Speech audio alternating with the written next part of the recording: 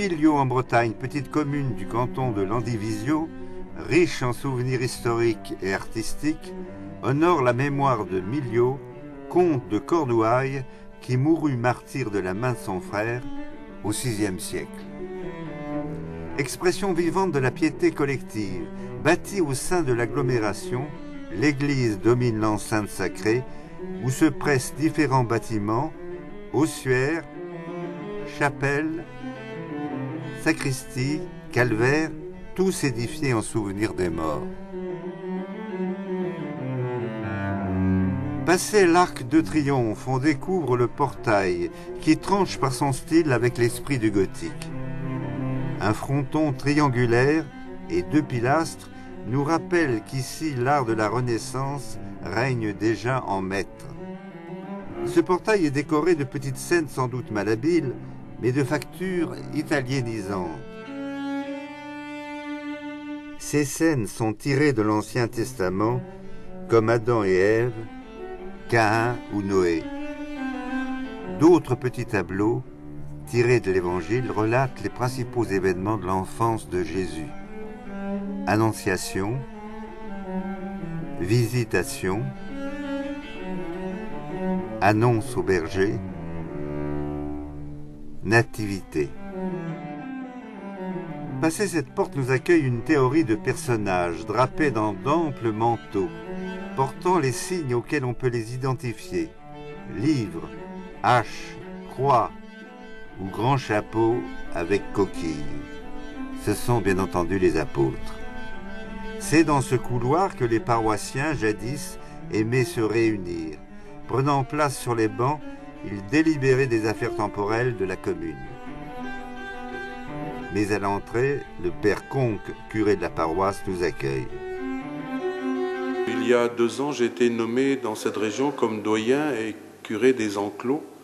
Et j'ai fait une visite ça a commencé par une visite de Guy Millot, où j'ai découvert quelque chose de merveilleux. Le calvaire, le porche, où nos ancêtres ont parlé, ont transcrit la Bible, ce qui fait qu'ils connaissaient la Bible beaucoup plus qu'on ne le dit habituellement, ce qui permet aussi de faire une catéchèse aujourd'hui pour des adultes et pour des enfants. Et à l'intérieur du bâtiment, les statues nous parlent aussi de nos ancêtres et permettent de voir un peu quelle était leur foi. La traduction de leur foi se trouve dans ces retables, dans les croix, les bannières, mais aussi dans les statues. L'intérieur de l'édifice frappe par son caractère lumineux. Ainsi, les volumes réduits des colonnes, le système des pignons aigus percés de larges baies, le chevet polygonal à multiples fenestrages laissent passer la lumière à flot. Notons la voûte en bois en forme de carénage qui est lambrissée. Cet édifice attachant possède un extraordinaire mobilier. Et tout d'abord le vitrail qui décore le chœur. Il représente la crucifixion. Il est l'œuvre d'un modeste artisan de village, encore empêtré dans ses maladresses, mais l'accumulation des personnages que permet l'absence d'encadrement crée un émerveillement pour l'œil et un excitant pour l'imaginaire. Tournant le dos au chœur, nous découvrons la chaire qui est déjà dans l'esprit du Conseil de Trente. Adossée à une pile nord de la nef, elle présente une structure originale. Sa cuve repose sur un piédestal formé de 4 angelots du meilleur effet. Chaque angle du polygone est décoré d'une sibylle et les panneaux intermédiaires présentent la figure des évangélistes. Saint Jean l'aigle, Saint Marc le lion, Saint Luc le taureau, Saint Matthieu l'homme. Cette chaire est l'œuvre d'un menuisier et d'un sculpteur locaux, habiles à créer un décor à la mode. L'orgue qui se trouve au fond de l'église est de même facture, admirable œuvre d'art, aux tuyaux effilés. Mais la tribune demeure la plus belle pièce de ce meuble, célèbre par ses reliefs historiés. 2 médaillons sont visibles de la nef. Ils représentent, comme il est d'usage, David jouant de la harpe et Sainte Cécile de l'orgue. Mais venons-en aux éléments les plus significatifs de cette église, les retables. Ils sont la gloire des enclos bretons, révélant l'extraordinaire religiosité de tout un peuple et son goût immodéré pour le mouvement et la couleur. Une première œuvre est consacrée à Saint Joseph. Il trône au centre du dispositif, entouré par Sainte Anne et Sainte Élisabeth.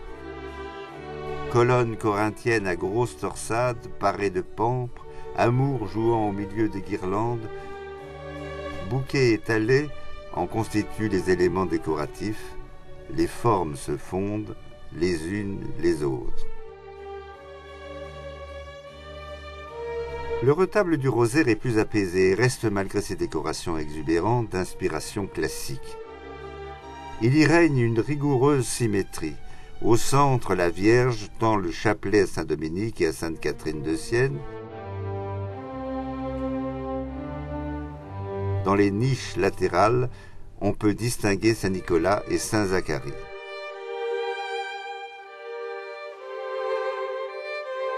Autour du panneau central sont disposés des médaillons des différents mystères que l'on médite au moment de la récitation du rosaire.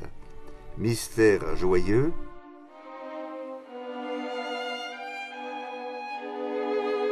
mystère douloureux, mystère glorieux. Cette pratique du rosaire prend naissance au XIIIe siècle avec Saint Dominique, mais acquiert une importance universelle grâce au pape Pie V.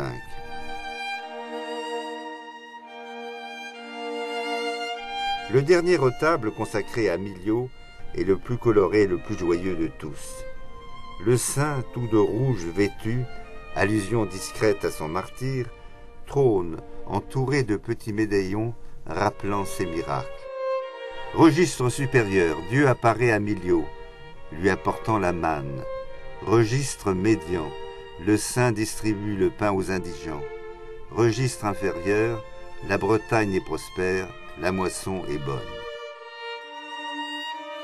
Sous le retable proprement dit, une prédelle dont les petites scènes sont d'une vie et d'un pittoresque indéniable. Le saint est assassiné par son frère, le bourreau s'apprête à lui trancher la tête. Dans la scène suivante, il porte sa tête. Plus loin, il est entouré de son frère Rivolde et de sa femme Aurélie.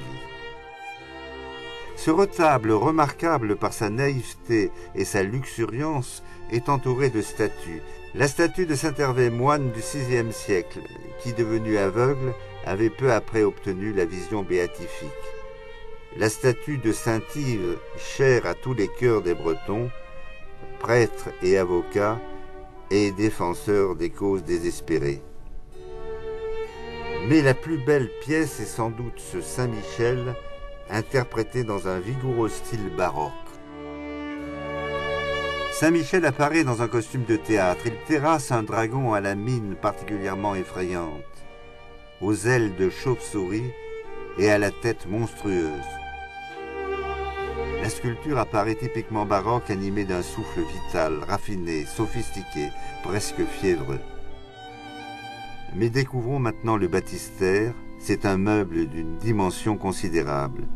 C'est une œuvre architecturale traitée en termes sculpturaux. Elle comprend une cuve en granit avec un magnifique baldaquin. Au-dessus, une corniche avec un tambour orné de 16 statues logées dans les niches. Saint Miliau, les 4 évangélistes, Saint Louis, Saint Roch, Saint François, la Vierge sont évoqués entre autres. Le sculpteur enrichit ses personnages de drapés mouvementés qui contribuent à créer un élément de faste et de grandeur. Un double lanternon abrite le baptême du Christ et pour couronner le tout, un ange aux ailes déployées domine toute l'œuvre. Terminons par le calvaire. Il est bien présent à Guimiliau comme dans tous les enclos paroissiaux. Faisant en quelque sorte corps avec l'Église, le chant des morts requiert tout naturellement la présence d'une croix monumentale. Le Christ y est attaché. Il est accompagné par Saint Jean et Marie sur une face et Saint Pierre et Saint Yves sur l'autre. Toute la passion se déroule au pied de cette croix. Le récit évangélique se développe horizontalement et les scènes se juxtaposent les unes aux autres comme dans une bande dessinée. Arrestation de Jésus. Saint Pierre coupe l'oreille de Malchus, la scène, etc. Mais les petits tableaux ne se suivent pas et dans la première série s'intercalent des scènes de l'enfance dont l'image est plus souriante, la nativité, les rois mages, la fuite en Égypte. Cette fresque grandiose s'achève par la mise au tombeau